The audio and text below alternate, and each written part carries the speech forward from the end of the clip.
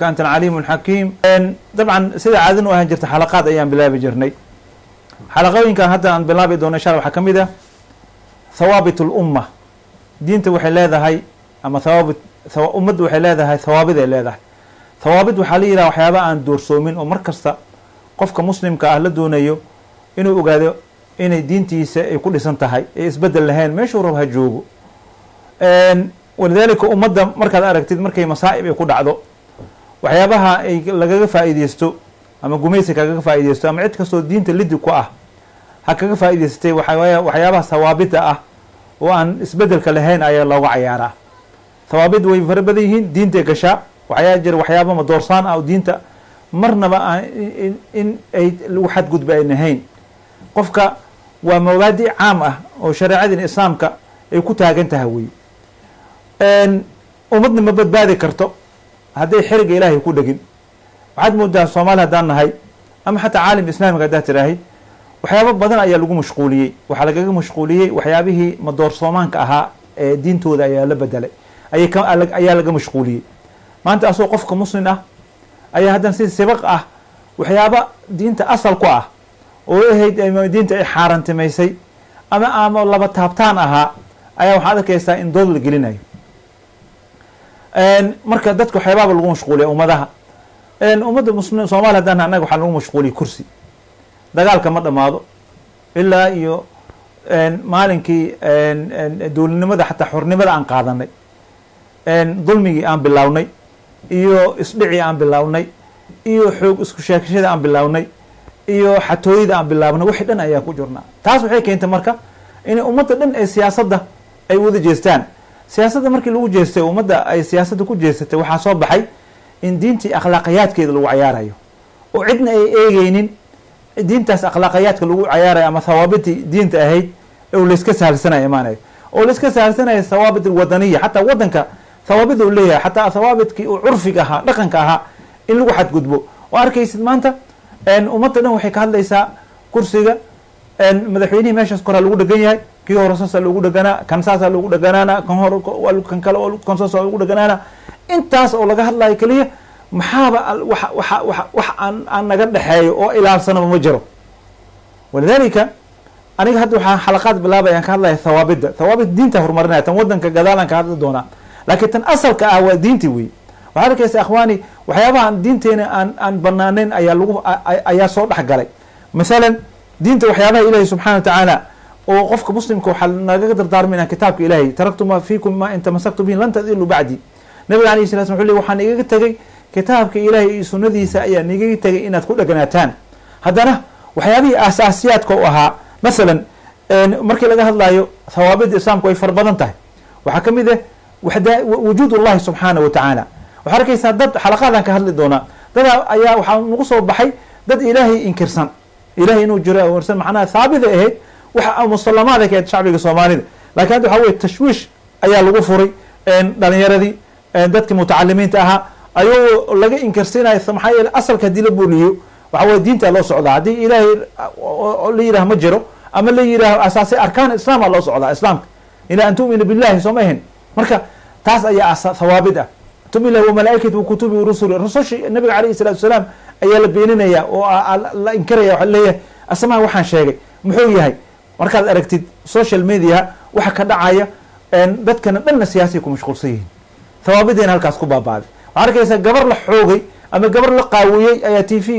ayaa laga hadlaya ummadda ka hadlaysa waxa laga hadlaya dad taafihiin ah ayaa guurkoodii iyo furwaankoodii iyo laga hadlaya laga mashquuliyay dadka waxyaabihii asaasiga ah asaasiyaadka ilaahay subxaanahu wa ta'ala markii laga hadlayo qabaa'ixda ilaahay subxaanahu wa ta'ala waxa la yiraahaa ummad haday qabiixa ay ku faafto xumida oo ah فاحشة عن ليه وفواحش إليه سبحانه وتعالى قل إنما حرم ربي الفواحش ما ظهر منها وما بطن علم الله مركي قال لها هاي داس وعليه وحكو جرتو شن أيار أغشل القمص وحلي لها أو حواي وقواعد أو إسلام كمتغيرات كيس الثوابت أن اسبدلين أو لدون إلى السنة فواحش داس إليه يقول ما ظهر منها أبو مدر مفسرين بك أولاد المحلية ما ظهر منها وحلل جدا ليه كبائرته وفعلك وبنانك oo kamid tahay zinada ay kamid tahay faaxishada ay kamid lawaadka rag u tagay ay kamid tahay dumar la kufsanayo ilaahay subhanahu wa ta'ala waa xarima faaxisho dhan in la iclaaniyo TV lala soo fariisto oo ummadda ay ka hadasho oo dadka dhan caadi maxaa dhacay naftaan ay u jeed ikhwaani markii dembiga looga sheekeeyo marka dambe qalbiga waa cabaysaa تعرض فتنة على القلوب كالحصير عود والنبي عليه الصلاة والسلام فأيما قلب أشربها marka fitanka oo ko waxay ka bilaabataa ummadda haday dumayso oo maanta ragaana la samaystay wuxuu fadhiyaa space twitterka space ka fadhiyaa wuxuu ku leeyahay dumar rag oo waxay yihiin aan naqaan iyo u shaqeeyaan ma naqaan ummadda siyaasadeeda umuurahooda waa weyn ka hadlayaan waa aakhir zamanka wixii la sheegay waa ruwaabada ka hadlayso wuxuu yahay ma naqaan maanta ummadda uu horigeysanayaa intaas qof aad dhageysanayso waxbuu ku afuufaya war ummadda dowladii dumiskeedu ka shaqeynaya wuxuu rabaa in ummadda dowlad la-aan ahaatuu rabaa kii hore sidoo kale maanta dhan in la saasta wey oo wuxuu rabaa in asaga la dhageysto maanta dhan nin kastoo ficilka afcaasha qofka sameeyo wasiir hebel saasuu sameeyey maya madaxweyne saasuu sameeyey afcaal maantana wuxuu habeenkii oo hoolka dhiganaa waxaa laga yaabaa inuu mukhaabaraadka u shaqeeyo inuu ummadda imeshin isku keeni lahaa ummaddu kala diraya mid kalena asaga qabiil kale uu qofku taageeraya hawaabida islaamka dhan ayaa halkaas ayaa ku baabaaday walidalika ilahi subxana wataala wuxuu leeyahay qul waxaa ku tirahay inama xarama rabbi alfawaaxish maa dahara minha wamaa batan wamaa batan maxaa lagu magacaaba marka waxay leeyihiin culamada wamaa batanka waxaa lala jeedaa fawaaxishta oo qalbiga ah oo kibirka ah oo qabaliyada qalbi kaaga jirto kibirka qalbiga kaaga jiro ee isla weyniga cujbiga iscajibgelinta ilaahay subxana watacala waxaa la yidhi asagana fawaaxish uu ka tilmaamo oo ah maa badana minha waay maa dahara waxaa weeye afcaasha zinada la faafina billahi caleyk markaad social media aragtid waa yaabaysaa nin maanta ummadda wax uron ka hadlaya ma jira fawaaxishda ilaahay subxaana watacaala uu yidhi waxaa kala xaraman oo ilahay subxana watacala yidhi marka dadna kibir isla weyni xukun maanta dhan ummadda war fiiri wadanka in la ilaaliyo diinta ilaalinteeda waxay ku jirtaa wadanka waa in la sameeyaa tviyada waxaa laga soo jeedinaya maaha war akhi booliska iyo wasaarat diin iyo waxaa laga rabaa waxyaabaha wadankay ku ilaalin karaan amniga lagu sheegay wuxuu ku jiraa in la ilaaliyo waxyaabaha fuxshiga ah war fuxshigan oo laga sheegayo wadanka oo daraagiska ah oo dha hadday ummadda ay meel ay kaga soo jeesanin wadankaas madax kasta ha timaado walidalika laakiin dadka waxay kaga mashquuleen wasiir hebel kooxdeyda qabiilkayga ma helay wasiir hebel anaga ma iska qaadanayno maya wasiir oo dowladda hore oo ku jiro hadda aan wasiirna qanin maantana wuxuu ku hadlayaa inu tan say u dunto nin maslaxada tii hore ugu jirtay war wadanka madaxdiisa 100 jeer aan sheegno waa isbedelaysaa war wixii maslaxa ah ninka markaa wax ku qabatid uu qabat uu wanaagsan ku qabato waxa fawaaxishada la ilaaliyo wadankaas faaxishada in ilaaliyo idan ilaahay subxana wataala wuxuu leeyahay wal isma ayaa la xarantamay dembiga fiiri waa hawaabid waa isma bedesho dembi haddaa